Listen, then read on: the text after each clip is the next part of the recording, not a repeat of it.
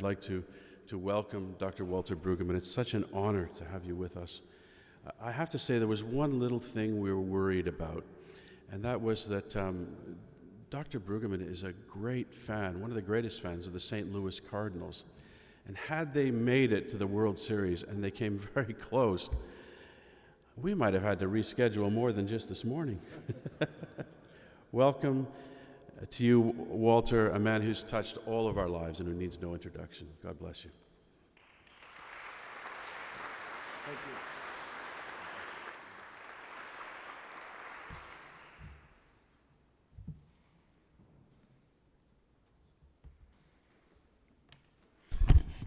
Thank you, Peter. It's a very great privilege to get to be in this great church, and it's an equally great privilege to get to be with you in this festival. I believe that the pastoral preaching tasks are as hard as any time any of us can remember, and I believe that the importance and urgency of the pastoral preaching tasks have seldom been as important as they are now, and I dare to believe that the health of civil society largely depends upon the pastoral preaching tasks that we are privileged to perform. So I hope that I can make a wee contribution to your hard work, and we will do a tip of the hat to the idea that this is a workshop. I have little time for Q&A when we finish. I once heard Paul Tillich talk to 200 people, 200 graduate students, and he said, "I'll sit down, that will make it a seminar," and he proceeded to talk. What I want to talk about is the preaching of the Psalms, because we use the Psalms all the time, and you carry them into hospital rooms, and they're everywhere, but they're not so easy to preach on, and it is debatable whether they are appropriate preaching texts in any case, so I want to make the case that they are and suggest to you some of how and why. I suggest 4 things that we are doing when we read a psalm. 1, that we are expressing our emotional extremity, which we must express to stay human. 2nd, that we are expressing our emotional extremity before God. This is not simply a psychological activity, it is a dialogical engagement with a real partner. 3rd, that we are expressing our emotional extremities before God in the presence of the congregation. And we do that even when we are alone. We never recite a psalm alone, because the psalms are being recited all around us all the time by the faithful. And we are reciting our emotional extremities before God in the midst of the congregation in stylized artistry. So this is not simply emotional ejaculation. This is highly crafted, stylized speech that helps us frame and form our emotional extremity in certain kinds of ways, so that the faithful in the long practice of the Psalms not only know what to say in our emotional extremity, but know how to say it. The artistry has to do with the playful images and metaphors that we walk around, and the incredible strategy of poetic parallelism, whereby the second line of the parallelism is always an intensification of the first line of the parallelism. So what I want to do in the time I have is to discuss with you the plot, the characters, and the context of the Psalms. and to suggest to you that we are continually re-performing the plot, inviting the people with whom we preach to learn to re-perform their lives according to this plot. Klaus Westermann, the greatest psalm scholar of the last, well, maybe 2 generations ago by now, time flies, has argued that the song of thanksgiving, which he calls a narrative psalm, is the full exposure of the plot. Because in thanksgiving psalms, what the psalmists do is to recite the trouble that they were in and to remember how they ask God to deliver them, and then to report that God has delivered, and then to celebrate. That's the master plot. You can see that master plot in Psalm 30, which is the clearest example, in which the psalmist says, I was prosperous, and then in the middle of the verse, I was dismayed. I made supplication, and you turned my life around. Tears last through the night, but joy comes in the morning. That's the plot. Or in Psalm 116, the snares of death encompassed me. I called on the name of the Lord, you delivered me. And what shall I return to the Lord for his bounty? And then that leads to a reflection on thank offering. This is the evangelical plot. It is why all Lutheran sermons have 3 points. Any Lutherans here? Three points for a sermon is not simply a rhetorical strategy. It's always the same 3 points. The trouble, the deliverance, and the new life. Or if you like, sin, salvation, new life, which is the structure of the Heidelberg Catechism.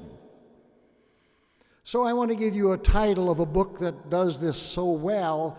It is a book by a German scholar named Bernd Janowski, and it's entitled Arguing with God. It is just published by Westminster John Knox, and it is the best piece I know about this, because right in the middle he says the first part of his book is from life to death, and the last part of his book is from death to life, and in the middle he has this brief section in which he features the artwork of Paul Klee about the darkness and in between before the turn is made. So I reviewed that book, and I said in my review, I'm so glad to hear echoes of my own work in the book about orientation, disorientation, and new orientation. And many ways to say that plot. But what I propose is that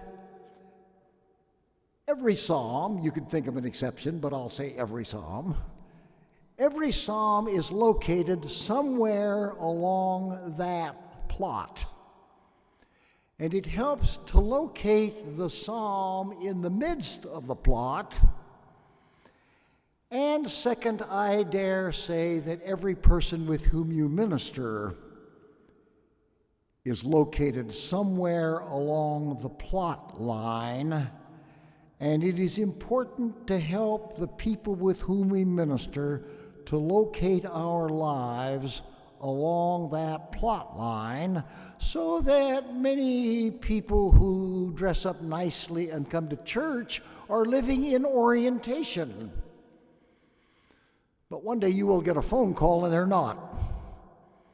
And you are expected and paid to run over there and be with them in their unexpected disorientation, etc., etc., etc. And on a good day, a woman who lost her husband 3 years ago and kind of went into seclusion will show up at church. And she's got a new guy with her, and she's beaming. She would never use the word new orientation, but she's grateful to Jesus. And she does not know how she got there, and you're supposed to celebrate it with them in songs of praise and thanksgiving. So the use of the Psalms and the preaching of the Psalms and the scripting of the Psalms is the re-performing of the plot. And what I will want to argue is that the plot of the Psalms is powerfully countercultural. Because the dominant culture, at least in the United States, does not approve of expressions of emotional extremity, does not have the patience for artistry, does not believe that there is any God out there with whom to engage, and certainly does not believe that you need to share any of this publicly in the great congregation. So every mark of doing the Psalms is a declaration that we are up to something very different, because we understand the maneuvers that must be made if we are to be healthy persons in a healthy, functioning society. That's my word about plot. Now I want to talk about character. I want to ask the question, who's speaking? I have found pedagogically that to ask the question, who's speaking, is the best way to open a psalm. Because if we really dare walk into the lament psalms, there will be some well-off people in the congregation who say, well, I never felt like that. It's not my psalm. Well, then get your mind off yourself and ask, well, who do you think might want to use this psalm today? So we have this long tradition of imagining that it's all David speaking, so we have a lot of data about how David's life gets plotted out before God in the presence of the congregation. But of course we know it's not really from David. So Dietrich Bonhoeffer, following Augustine, it's Jesus who is speaking all these psalms. Jesus is the abandoned man of faith who has to speak to God about being forsaken, etc., etc., etc. And that's a credible but not very easy way to go at the Psalms. The amazing thing about many of the Psalms is that they now have the mark, and I want you to get this phrase, they have an assigned specificity. They didn't have specificity, they have a specificity that has been assigned to them by a committee of rabbis somewhere in the Persian period. So these superscriptions, these little labels above the psalm, everybody agrees, everybody critical agrees, are late, so they're not historically reliable, but the rabbis intended them to be clues about how we should read the Psalms. So the best known of those is in Psalm 51. I guess we use that on Maundy Thursday, Good Friday. And the superscription is, I think the rabbis must have winked when they said this, when David went in to Bathsheba. The Hebrew word is bo, when he entered Bathsheba, which is pretty racy for a Good Friday psalm. Or Psalm 3, when he fled from his son Absalom. Or Psalm 34, when he feigned madness before Abimelech, so that he drove him out and he went his way. Or Psalm 52, when Doeg the Edomite came to Saul and said to him, David has come from Abimelech.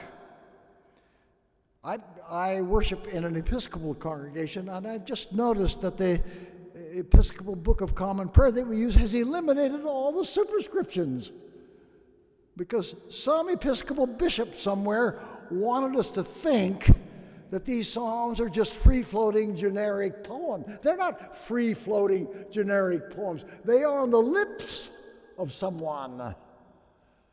And you have to figure out who it is.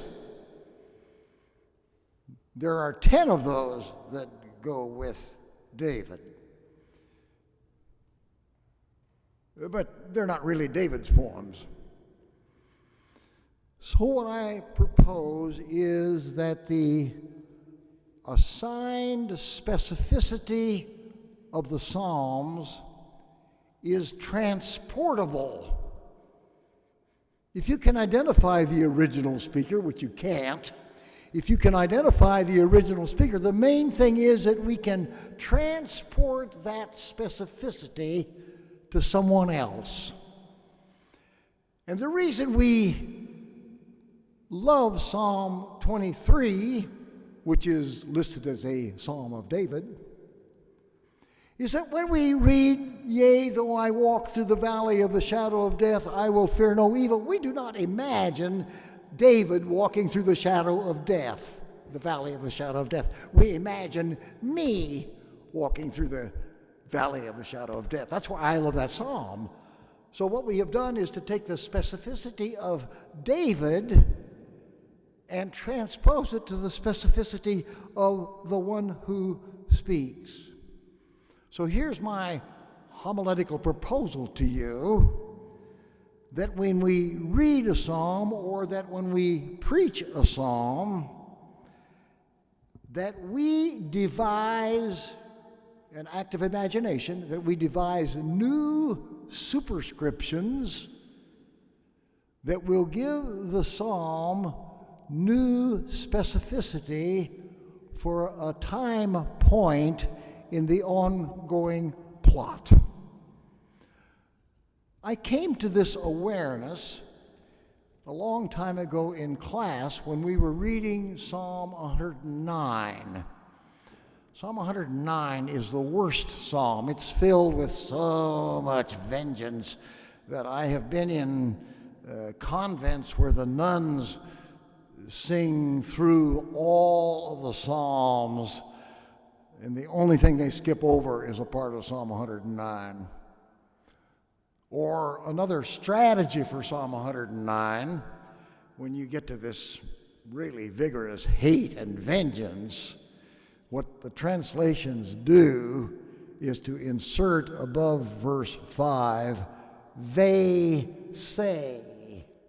You take it away from the psalmist and put it in the mouth of the enemy. It's okay if the enemy says it.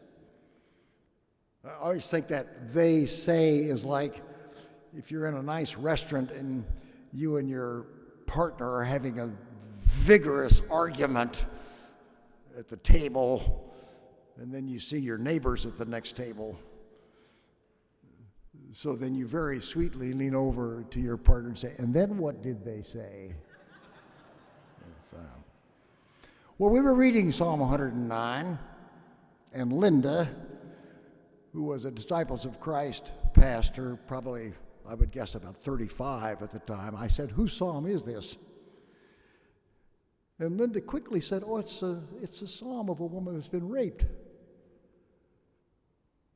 And then I had ongoing conversations with her about her experience of rape, because her experience was that being raped evoked a great thirst for vengeance. And then Psalm 109 did not seem so generic. It did not seem so objectionable. It seemed perfectly credible for that place on Linda's timeline. So you could imagine printing that psalm with a superscription for the people of God saying, "For Linda, after she had been raped." And everybody would make sense out of it. Now, you probably wouldn't want to do that. So I'm suggesting to you that whether you want to go public with such an imagined superscription or not, it is a heuristic device that will help focus your imagination and your preaching, and even if you want to share it, the imagination of the church. So I thought of a few of those, like Psalm 65, which is which in Israel is a rain dance. Oh Lord, you water the earth and it brings forth fresh grain. And it goes on and on about the luxurious growth that comes from the ground with rain.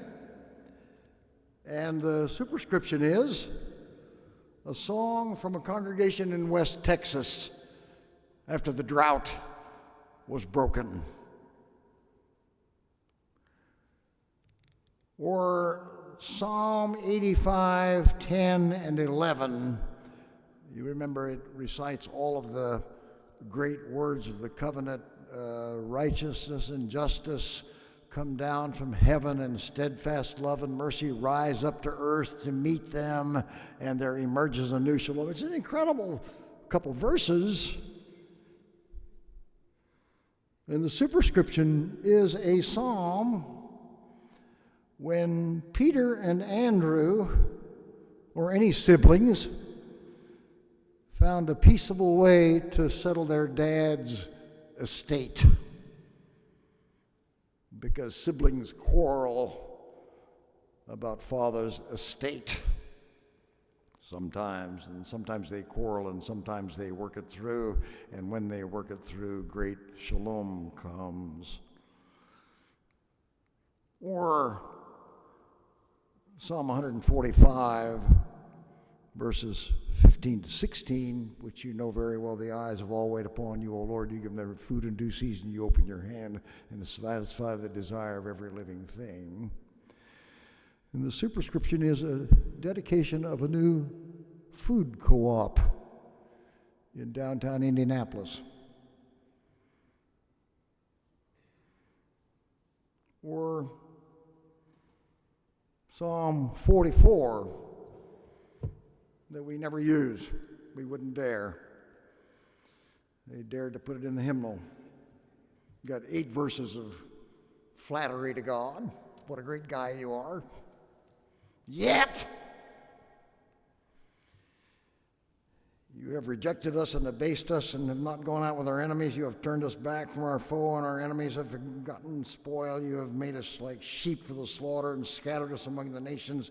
You have sold your people for a trifle, demanding no high price. You have made us the taunt of our neighbors and the derision and scorn of those around us. You have made us a byword, a laughing stock. All this has come upon us, yet we've not forgotten you, and we've not been false to the covenant, for God's sake. Superscription, a psalm of rage in the National Cathedral after 9/11. What a difference it would have made if we'd have done that instead of George Bush speaking about a crusade against Muslims, which he did that day before he learned that the word crusade was a radioactive word. Or maybe that's not the right superscription. Maybe the superscription is a psalm of Palestinians in the Gaza Strip, or whatever. Or Psalm 88, you know, that dreadful psalm about you have been our enemy and you have shunned us and we are abandoned. I call out and you have shunned us and we are abandoned. I cried out day and night and we are abandoned and you have shunned us. And the superscription says that it's a mother in Baghdad whose son just had his legs shot off.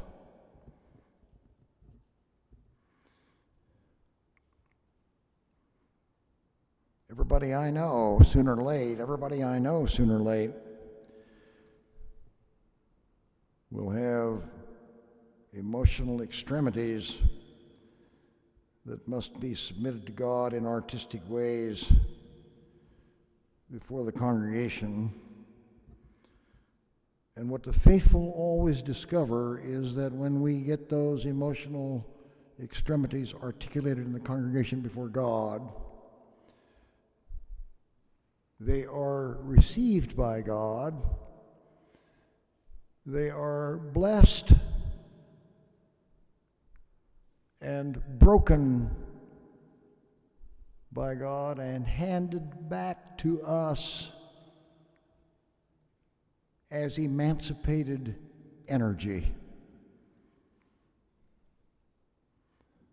So I had this fantasy that these psalms are like bread and wine. He takes, he blesses, he breaks, he gives, and it is in a different form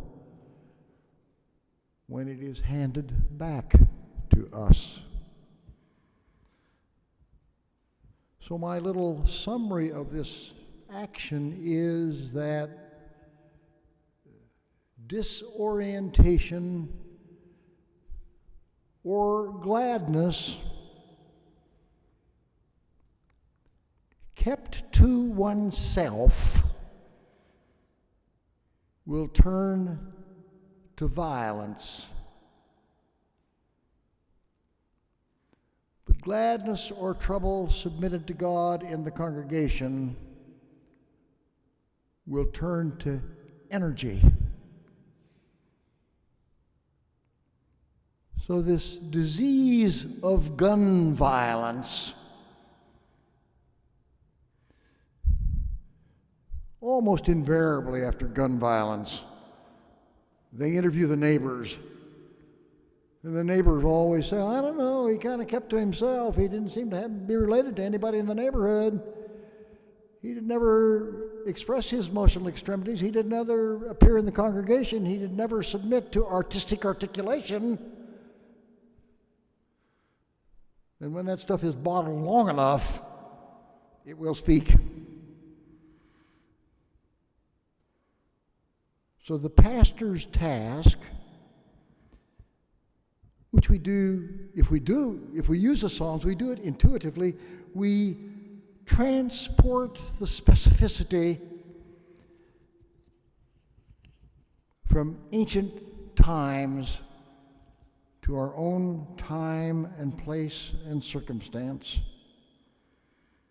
And maybe it turns out to be my psalm, maybe it turns out to be our psalm, maybe it turns out to be a neighbor's psalm, maybe it turns out only to be the psalm of a stranger who is desperately in need of some solidarity at the throne of mercy.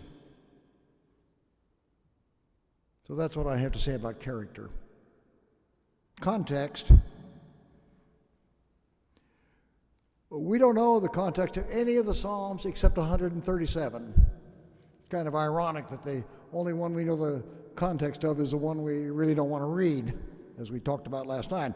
Psalm 137, by the waters of Babylon, damn it. Ernesto Cardinal, the great bass community pastor, Central America, has another version of Psalm 137 in which he makes it contemporary to his waters of Babylon, damn it. But mostly you have to imagine context. And we imagine context when we devise superscriptions. We are situating the psalm. So how would you describe our pastoral context? I don't know what it's like in Canada, so I'm going to describe our context in the United States. Ours is a culture of denial in which we think we're going to recover the good old days. We're going to recover full employment, and I don't know what all they all say. And everybody knows better than that. And that culture of denial is reinforced by a church that refuses to use truth-telling psalms. So we say God is good all the time. Or we live in the United States in a culture of despair that does not really believe that any new gifts will be given. Because there's no giver. The giver has long since quit. So the funding for the Tea Party movement is premised on the assumption that there are no more gifts and somebody is trying to get some of mine, and I don't like it because there are no more. So put the wagons in a circle and protect your gifts against all the new people. Or our context is a culture of a technological fix, in which there's a technological fix for anything.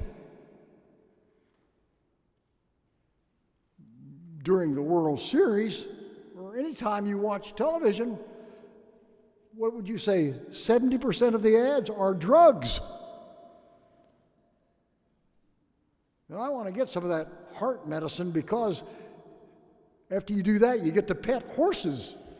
And I don't even have a horse, but I would have if I got that. And I can't imagine the good marriage I would have if I could get my hands on that 4-hour medicine, in which nobody ever works and nobody ever sweats and nobody ever worries, but they just sit in their 2 bathtubs, for God's sake.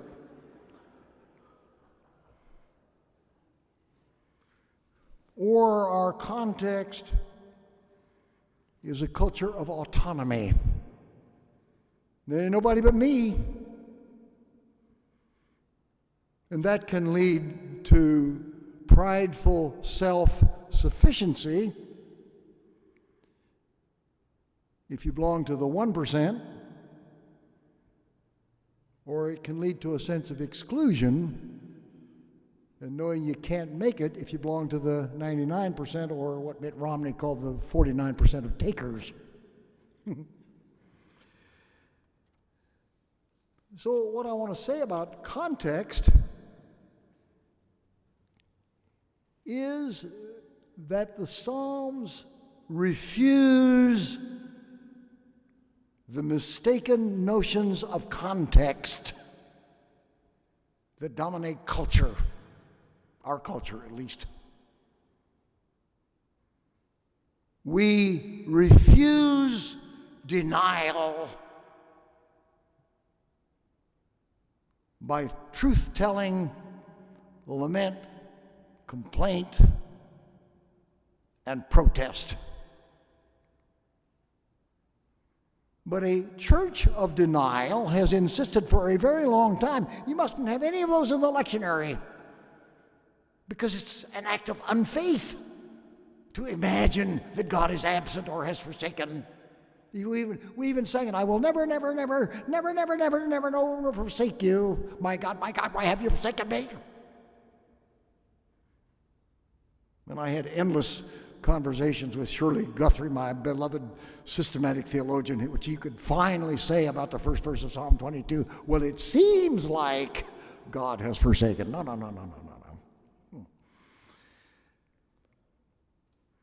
The use of the Psalms refuses despair.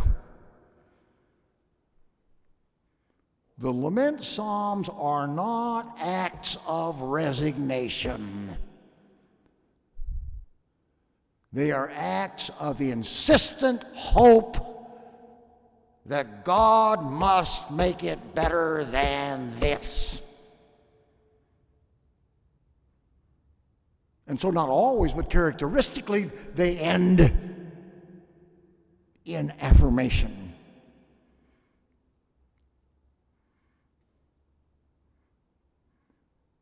The use of the Psalms refuses a culture of technological fixes.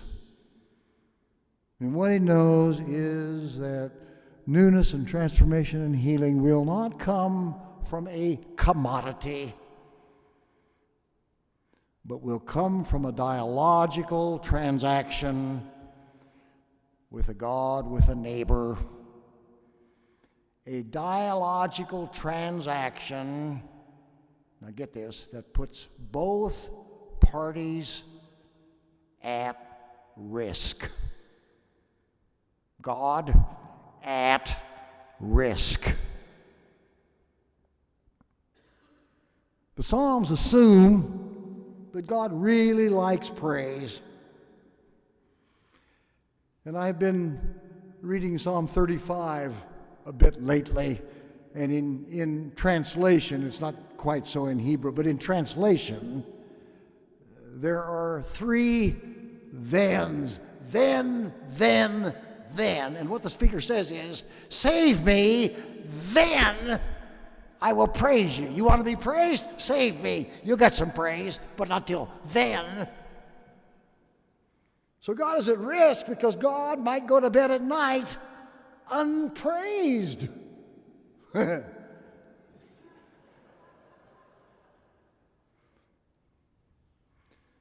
So the Psalms refuse a culture of autonomy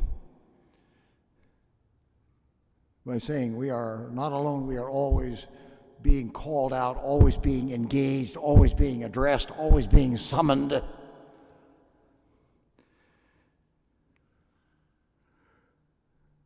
Which is why we say at the Eucharist, Christ has died, Christ has risen, Christ will come again. Because what the book of Psalms knows is that life does not happen in the safe middle ground of denial, despair, technological fix, or autonomy. But life happens through Friday anguish that is voiced as lament, protest, and complaint, and through Sunday ecstasy that is voiced as thanks and praise and dance.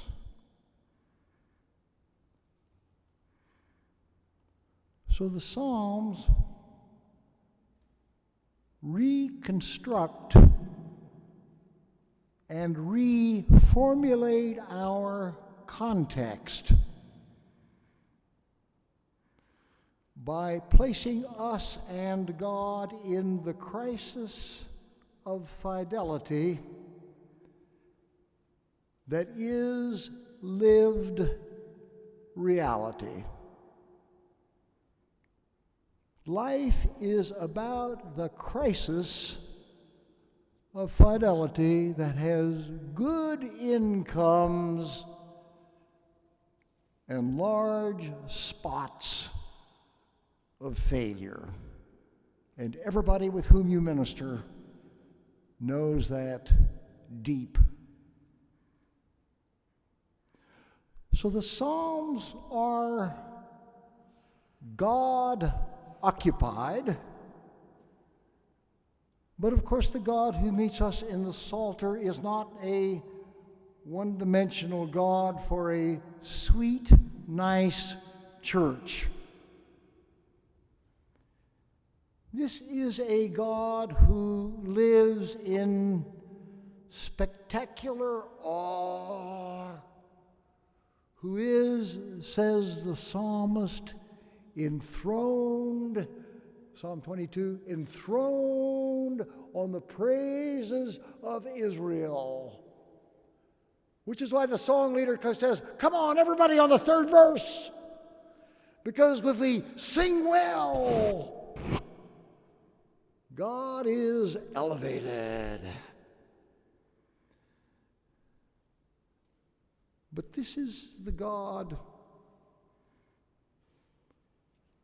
who turns out to be Israel abandoned on occasion. So Jürgen Moltmann has said that on Friday, the Son is Father forsaken and the Father is Son forsaken.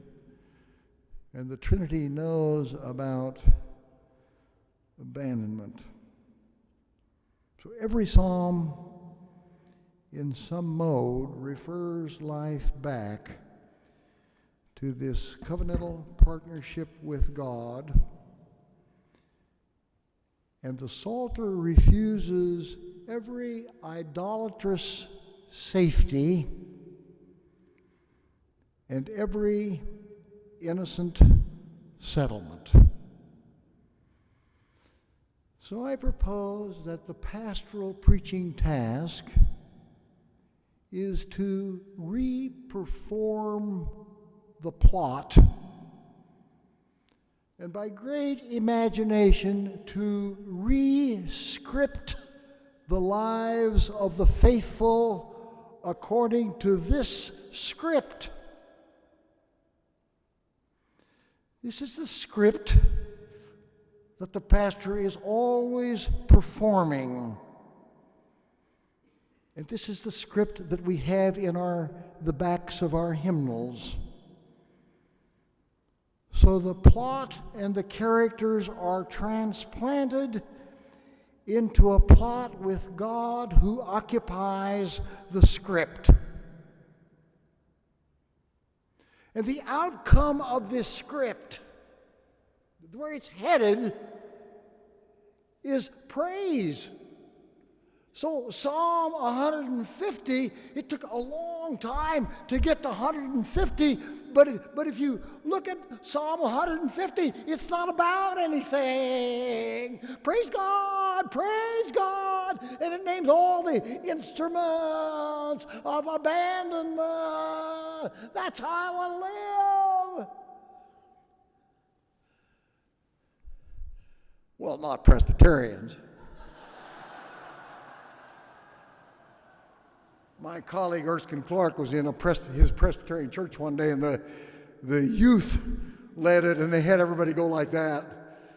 And Erskine said it was the first time in 400 years that any Clark had his hands above his ears in church.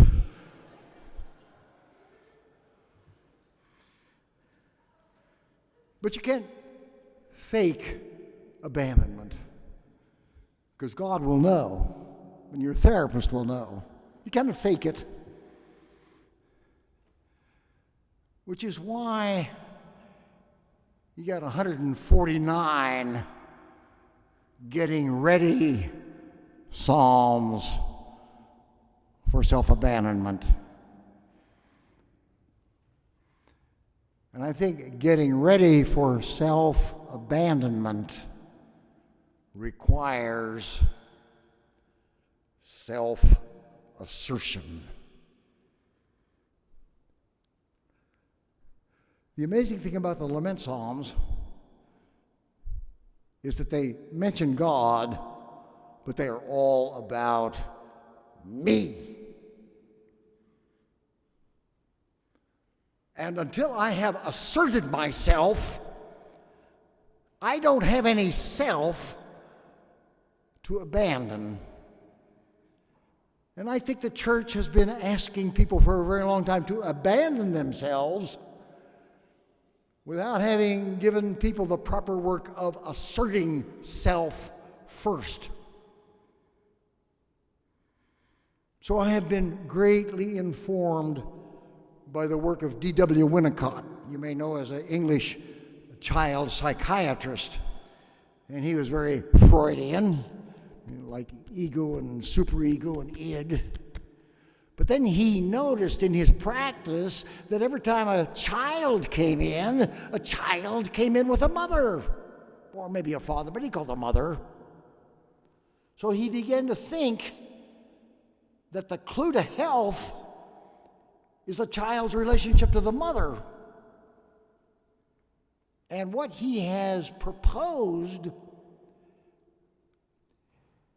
is that the earliest child must have an experience of omnipotence. that mother exists for me. And mothers that do that, he calls good enough mothers. Not perfect, but good enough. And you can see it every day in an airport. You can see a good enough mother, because a little baby is crawling around in the airport, and the mother says, "You see this? You see this? This is my child." No, the baby goes like that. But Winnicott said that if the mother didn't want the child, or couldn't attend to the child, or couldn't give herself over to the child, Winnicott says within 2 weeks the baby knows that. And the baby learns to fake it. The baby learns to fake it for mother, to smile for mother when he doesn't feel like smiling. The baby learns to practice denial in order to get what you need from mother. And I propose that the church is well populated by people with false selves who never gained themselves, so became very moralistic to please mother and didn't understand why everybody else can't act right too. Israel knew that long before Winnicott. Israel knew that you got to have the freedom to articulate your emotional extremities before God in the presence of the congregation if you want to arrive at the freedom of 150. So I worship in an Episcopal suburban church with a lot of really conservative people. This is what I wrote down from the people that I know in my congregation. The senior warden, that means the ones with the keys, I guess. That's what Episcopalians call them. An Episcopalian lost his house because of unemployment. A woman, I think she's 73, lost her adult daughter and has found new life in running our shelter for the homeless. It takes her whole life, and she's glad. There's an old guy in our church who, can you believe this? He emails his summary of the sermon to all of his grandchildren every week. And he thinks it's all working. And there he is. An old guy who is alienated from his oldest son. Grandparents who watch week by week as their newborn granddaughter has brain surgery after brain surgery and is doing well. A young guy in the 12th grade was so messed up with drugs and alcohol that he could hardly get home late at night without wrecking the car. And now he is studying organic chemistry as a college sophomore, for God's sake.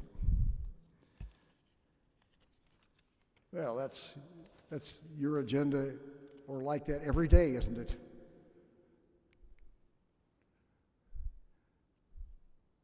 And your work is to perform the thickness of human life with its inexplicable gifts and costs and pains and hopes.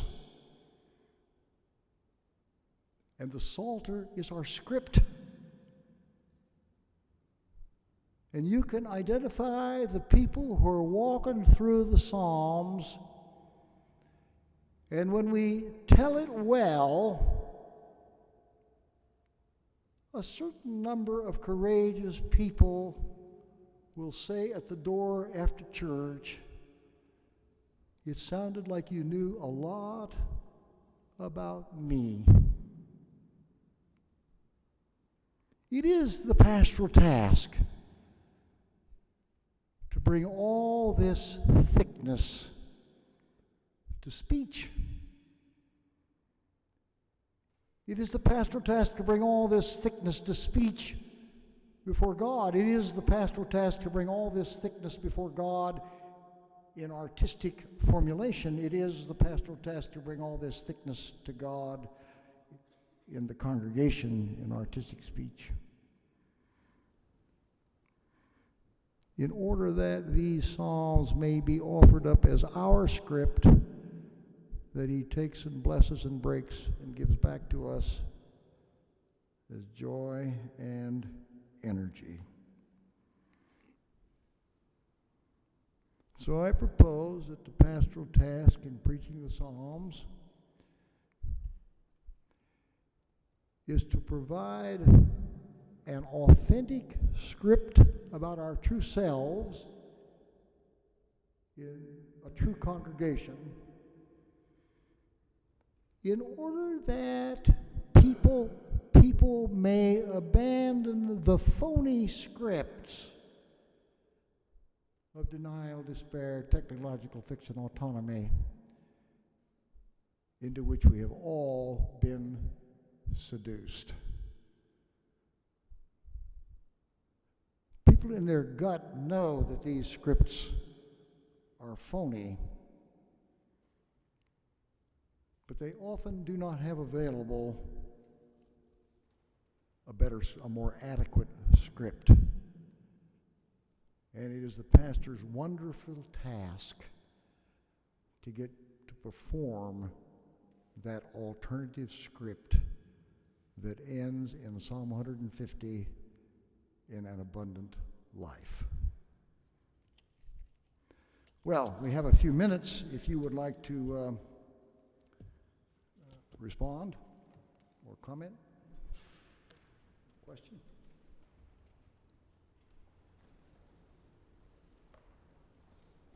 Yes, you have to speak loudly. My favorite song, sir, is 139. Why does it end that way? Because the sons of bitches are trying to get me. You're talking about hating with a perfect hatred, right? Yeah. I don't want to ask, why does it end that way? What I want to ask is, why do we skip it? You know, the Episcopalians pray, from whom no secret can be hid. And that psalm says, you know the semen out of which I was made, but I hope you don't know how angry I am. So I'm not going to comment on that.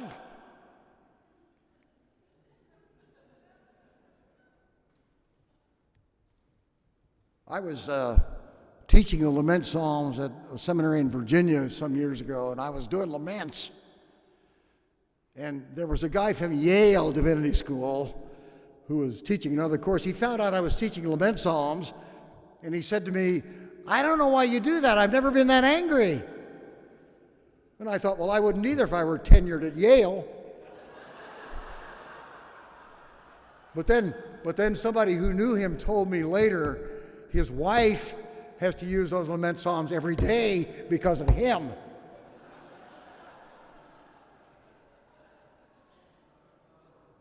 And you know, when we leave out those verses, you know, what we're communicating is, if you have to feel that way, do it somewhere else, not here. This is a meeting of nice people.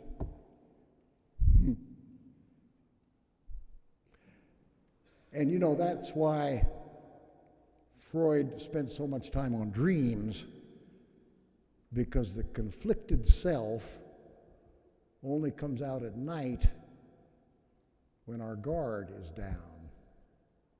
But it does come out. And they knew that. Do you feel you're in some kind of danger because of the way you write and speak in your country? Do I feel like what? Some kind of danger, personal danger because of the way you write and speak? No. By this time in my life, I'm a known quantity, so people who greatly disagree they don't come around. So, but I think your intuition is correct that many people will perceive this script as dangerous and want to silence it. I think that's right. I don't personally experience that because I mainly live among good liberals who say, you can say anything you want to because we don't intend to do anything about it anyway. So I'm in the United Church of Christ, which is a cottage industry for liberals, but I increasingly find my natural habitat among evangelicals and Pentecostals who are much more ready to walk into this stuff, I find. Yeah. Yeah. You talk about these false alternative scripts where people are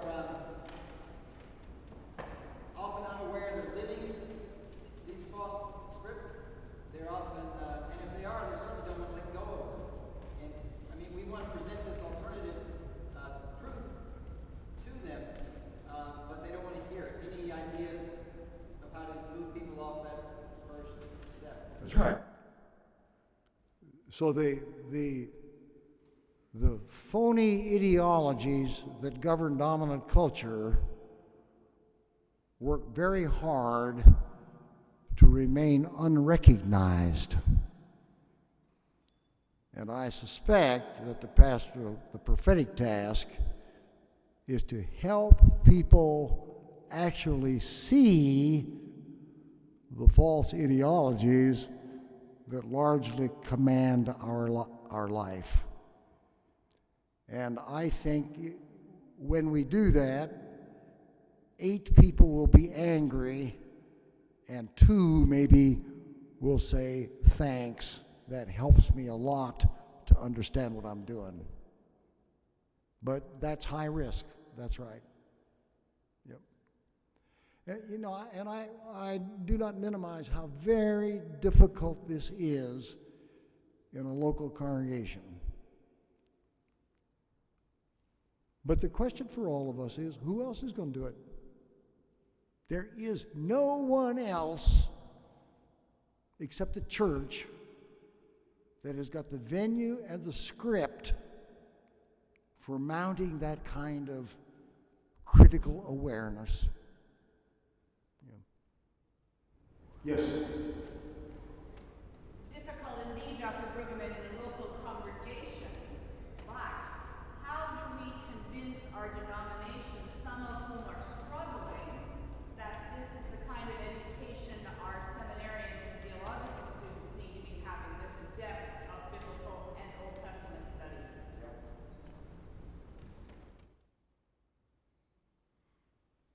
Well, I think the 2 things we have to keep doing for each other is that we have to keep attending to the thickness of this text that we say is authoritative, and we have to keep doing social analysis of the pathological path in which dominant society is on, and every once in a while, even the great opinion makers can entertain these thoughts occasionally. I think those are the 2 ingredients to that kind of transformation, is to say, look what's been entrusted to us, and look why it's so important. Yes?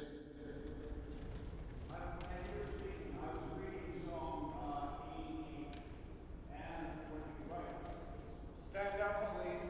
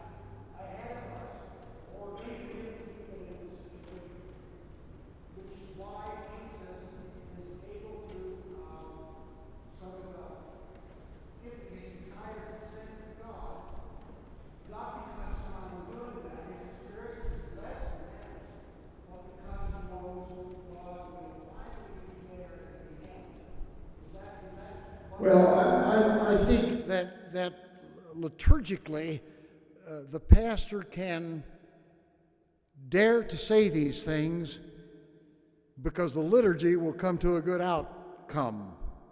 But I think it is also the case that Psalm 88 or something like that gets said, not because I know of good outcome, but because it is the truth that I must say. And the good outcome, the first good outcome, is that when I start saying it, you won't leave the room. That's all. It's better if we know about the Easter outcome, but I think the urgency of honesty doesn't even count on that. It just must be said. So I think the cry that began this whole thing is the cry of the slaves in Exodus 2. And what the text says is they groaned and cried out. And the cry came up to God. It does not say they cried out to God. They cried out. But God is like a magnet who draws the cries more than they knew. And we can bear witness to that as well.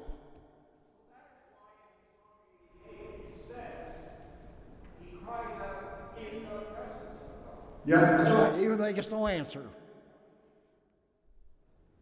That's good stuff, man. This is the truth. William Styron in Sophie's Choice has, I think it's Stingo, on the bus from Washington to New York to bury his two friends who have committed suicide. And he's on this bus, and he just dysfunctional. He's sitting next to an old black lady who's got her Bible in her lap. And she says to Stingo, "You look like a mess. Let me read you something." She reads him Psalm 88, and she says, "That is some fine psalm." I wrote Styron, and I said, "Did you know you picked the only psalm that has no good outcome?" He said, he wrote a little postcard back, said, "I did not know that. I just picked the worst one I could find." It's the worst one, but it's the best one in circumstance. Yep. Guess we're done.